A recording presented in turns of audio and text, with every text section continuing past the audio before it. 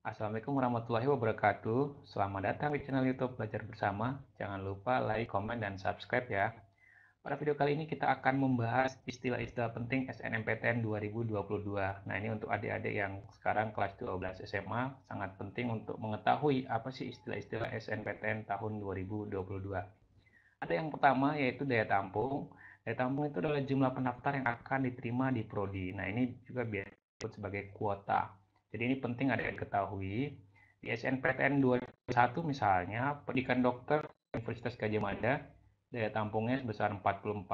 Sementara kalau kita bandingkan dengan jurusan yang sama di Universitas Indonesia atau UI, itu jumlah atau kuotanya sebesar 36.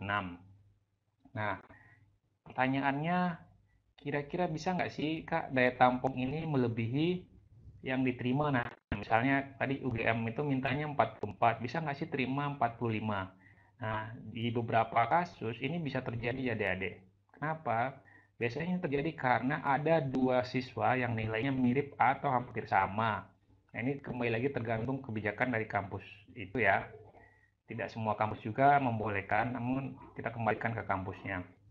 Nah, kemudian yang paling penting adalah adik-adik harus mencari tahu daya tampung setiap universitas di prodi yang adik-adik inginkan. Ini sebagai strategi adik-adik bisa peluangnya lebih besar lolos di SNPTN 2022. Nah, caranya bagaimana, Kak? Nah, adik-adik bisa lihat di website kampus. Biasanya di situ akan dicantumkan di portal kampusnya terkait dengan daya tampung SNPTN tahun sebelumnya atau tahun ini. Atau juga adik-adik boleh membuka di portal LTPT, namun untuk sekarang belum dibuka ya, mungkin beberapa hari ke depan akan dibuka, jadi terus pantau ya. Oke, yang kedua ada istilah persentase diterima. Jadi persentase yang diterima di prodi dibandingkan dengan pendaftarnya. Ini juga penting supaya kita mengetahui berapa persen sih kemungkinan kita diterima di prodi tersebut. Nah, cara menghitungnya itu lewat keketatan persaingan. Nah, keketatan persaingan itu besarnya persaingan di prodi, itu cara hitungnya adalah daya tampung pendaftar dibagi dengan jumlah peminat tahun sebelumnya. Karena kan untuk tahun adik-adik mendaftar itu belum berapa peminatnya. Jadi kita bandingkan dengan peminat tahun sebelumnya. Kita kalikan dengan 100%. Nah, bagaimana nih masuk rumus ini? Kita langsung ke contoh saja ya. Oke, ini kakak sudah coba mencari daya tampung di Universitas Gadjah Mada. Kita ambil contohnya sebagai daya tampung SNPTN UGM Saintek ya. Nah, misalnya kita ambil jurusan kedokteran nomor 20. Di sini kan yang ini daya tampung 2021 misalnya 44, kemudian peminat tahun sebelumnya itu sebesar 1585. Nah, coba kita hitung ya berapa kira-kira persentase peluang adik-adik lulus di jurusan kedokteran UGM. 44 berarti kita bagi dengan berapa tadi? 1585. 1585 kita kalikan dengan 100%. Nah, itu hasilnya menjadi 2,776 dan persen ya. Jadi peluang adik-adik lulus sebesar 2,776 sekian persen. Nah, apa maksud dari 2,77602 sekian persen ini? Jadi kita bagikan angka ini, kita ambil saja 2,77 ya. Untuk mengetahui persaingannya 100, kita bagikan dengan 2,77 misalnya. Nah, ada 36. Maksudnya 36 ini berarti dari 36 yang daftar hanya satu yang diterima. Jadi adik-adik harus mengalahkan saingan adik-adik sebesar 35 orang. Jadi seperti itu ya. Kira-kira bisa dipahami ya adik-adik. Jadi 36 orang yang daftar, satu yang diterima. Ya, seperti itu. Jadi 1 perbanding 36. Adik-adik harus mengalahkan 35 orang lainnya jika ingin lolos di SNPTN 2022 jurusan kedokteran. Baik, sekarang kita akan coba membandingkan dengan jurusan yang lumayan banyak daya tampungnya, sementara peminatnya sedikit ya. Coba kita scroll ke bawah. Nah, kami contoh misalnya teknologi hasil perikanan. Ini daya tampungnya 15, kemudian peminatnya 99. Nah, kita hitung 15 15 ya, kita bagikan dengan 99, kemudian kita kalikan dengan 100. Nah, ini 15% ya, 15%. Kita bagikan ya 100 bagi 15. Kenapa sih 100 ini harus kita bagi dengan persennya? Supaya kita tahu satu orang itu mengalahkan berapa, begitu ya. Jadi, dari 6 orang yang ikut, itu diambil satu. Jadi adik-adik mengalahkan 5 saingan lainnya. Bandingkan dengan yang tadi, 36 saingannya. Satu orang mengalahkan 35 orang dengan persen 2,77%, sementara yang ini 15%, saingannya 5 orang. Jadi bisa disimpulkan bahwa semakin dia kecil persentase, maka daya saingnya semakin besar. Begitupun sebaliknya. Sudah paham kira-kira adik-adik sampai sini? Nah, kalau sudah paham, cara ini bisa adik-adik gunakan untuk membandingkan keketatan persaingan antara prodi satu dengan prodi lain di universitas yang berbeda.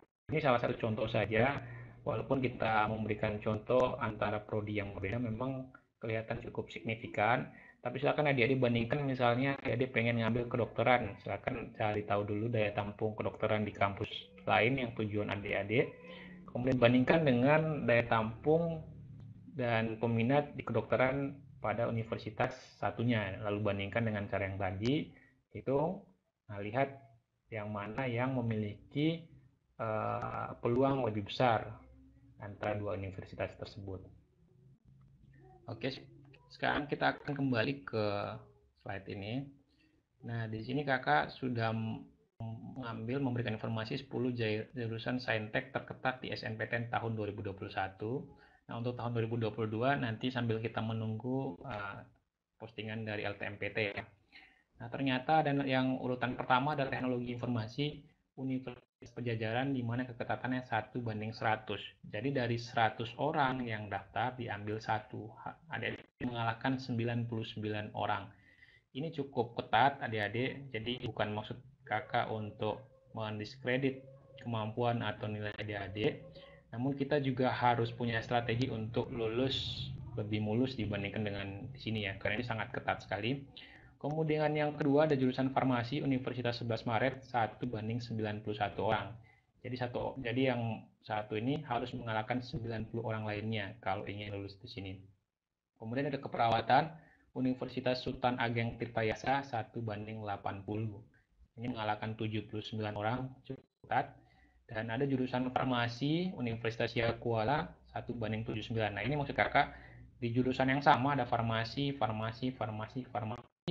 Nah, dari satu prodi di 4 universitas yang berbeda ini kelihatan sekali. Jika adik-adik mau pilih Universitas 11 Maret ternyata lebih ketat dibandingkan dengan Universitas Padjadjaran atau Universitas Diponegoro. Nah, itu kalau adik-adik mau lebih gampang atau lebih mudah persaingannya, silakan ambil di Universitas Diponegoro atau universitas lainnya di jurusan farmasi yang cenderung lebih sedikit atau keketatannya lebih kecil, seperti itu. Nah, ini farmasi lebih sedikit lagi, Universitas Negeri Semarang 1:68. Yang terakhir adalah psikologi Universitas Padjadjaran 1:67. Jadi kita harus mengalahkan 66 orang lainnya jika ingin lulus.